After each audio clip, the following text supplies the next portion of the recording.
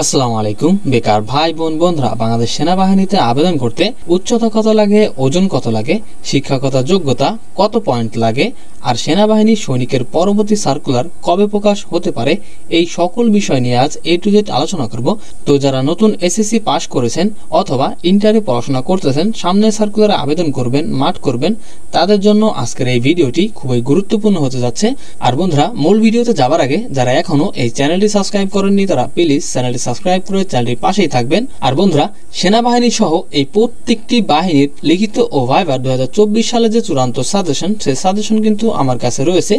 আর বন্ধুরা, মাঠে কিন্তু ফিজিক্যালের সাথে সাথে লিখিত ও ভাইবাতে কিন্তু ভালো একটি রেজাল্ট না করতে পারলে কিন্তু আপনার চাকরি হবে না। তো ফিজিক্যালের পাশাপাশি কিন্তু লিখিত ও ভাইবাতে ভালো একটি রেজাল্ট করার জন্য আমার এই সাজেশনটি কিন্তু খুবই গুরুত্বপূর্ণ। তো যারা এই কয়েকটি বাহিনীর জন্য লিখিত ও ভাইবার যে চূড়ান্ত সাজেশন, সেই সাজেশন যদি নিতে চান তাহলে অবশ্যই আমার এই নাম্বারে বিকাশে 100 টাকা সেন্ড মানি করে আমার এই একই নাম্বারে হোয়াটসঅ্যাপে মেসেজ দিয়ে বলবেন আপনারটি কোন বাহিনীর সাজেশন লাগবে। আমি সাথে সাথে সেই বাহিনীর সাজেশনের পিডিএফটি আপনাকে দিয়ে দেব। তো বন্ধুরা, এটি হচ্ছে বাংলাদেশ সেনাবাহিনীর 2024 সালে যে নিয়োগ বিজ্ঞপ্তিটি প্রকাশ করা হয়েছিল, সেই নিয়োগ বিজ্ঞপ্তিটি।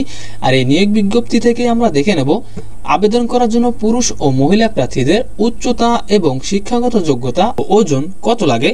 আর ভিডিও শেষে জানিয়ে দিব আগামী সেনাবাহিনী সৈনিকের যে সার্কুলার, এই সার্কুলারটি ঠিক কখন কবে প্রকাশ হতে পারে। তো বন্ধুরা, এখন আমরা প্রথমে যে বিষয়টি দেখে নেব, এখানে কিন্তু বন্ধুরা দুইটি ট্রেডে লোক নিয়োগ করা হয়, সাধারণ ট্রেড ও টেকনিক্যাল ট্রেড। সেনাবাহিনীতে কিন্তু বন্ধুরা আবেদন করার জন্য একটি নির্দিষ্ট তারিখের মধ্যে নারী পুরুষ উভয় প্রার্থীর ক্ষেত্রে 17 বছর থেকে 20 বছরের ভিতরে কিন্তু থাকতে হয়। আর শিক্ষাগত যোগ্যতা কিন্তু বন্ধুরা সর্বনিম্ন এসএসসি থাকতেই হবে সৈনিকের ক্ষেত্রে।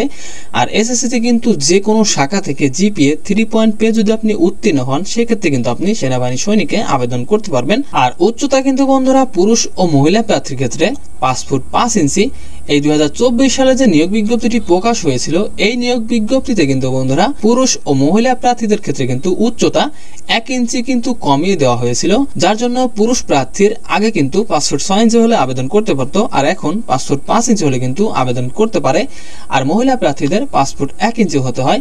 আর ক্ষুদ্র নিগোষ্ঠী পুরুষ প্রার্থীদের ক্ষেত্রে 5 ফুট 4 ইঞ্চি এবং মহিলা প্রার্থীদের ভিতরে ক্ষুদ্র নিগোষ্ঠী প্রার্থী যারা, তারা কিন্তু 5 ফুট হলে আবেদন করতে পারে। আর ওজন কিন্তু বন্ধুরা 50 কেজি কিন্তু হতেই হয়। আর ওজন কিন্তু বন্ধুরা একটি বিষয় গুরুত্বপূর্ণ, সেটি হচ্ছে এই 50 কেজির বাইরেও উচ্চতার সাথে কিন্তু এই ওজনটা কিন্তু নির্ভর করে। আপনার উচ্চতা যদি 5 ফুট 10 ইঞ্চি হয়, সেক্ষেত্রে আপনার ওজন যদি 50 কেজি হয়, সেক্ষেত্রে কিন্তু আপনি বাদ পড়ে যাবেন।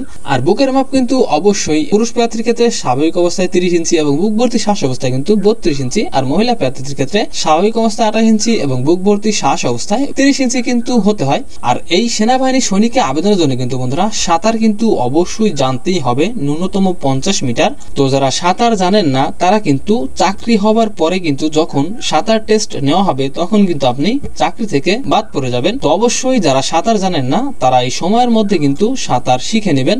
তো বন্ধুরা, এখন বলে দেই আগামী সেনাবাহিনী সৈনিকের যে সার্কুলার, এই সার্কুলারটি ঠিক কবে প্রকাশ হতে পারে। দেখেন বন্ধুরা, সেনাবাহিনী সৈনিকের সার্কুলার কিন্তু প্রতি বছর একবারই কিন্তু প্রকাশ হয়ে থাকে। তো সেক্ষেত্রে 2024 সালে যে সেনাবাহিনী সৈনিকের যে সার্কুলার, সেই সার্কুলারটি কিন্তু প্রকাশ করা হয়ে গেছে। সারা দেশের প্রত্যেকটি বিভাগের প্রত্যেকটি জেলারে কিন্তু এখন মাঠ অলরেডি চলমান চলতেছে। অনেকগুলো জেলার মাঠ কিন্তু শেষ হয়ে গিয়েছে। সকল জেলার মাঠের কার্যক্রম শেষ হওয়ার পরেই আগামী সেনাবাহিনী সৈনিকের যে সার্কুলার, এই সার্কুলারটি বন্ধুরা এই 24 সালের আগামী ডিসেম্বর মাস অথবা 2025 সালের জানুয়ারি মাসে কিন্তু প্রকাশ হতে পারে। তো এই বিষয়ে আমি যখনই আপডেট পাবো তখনই কিন্তু আপনাদেরকে জানিয়ে দেওয়ার চেষ্টা করব।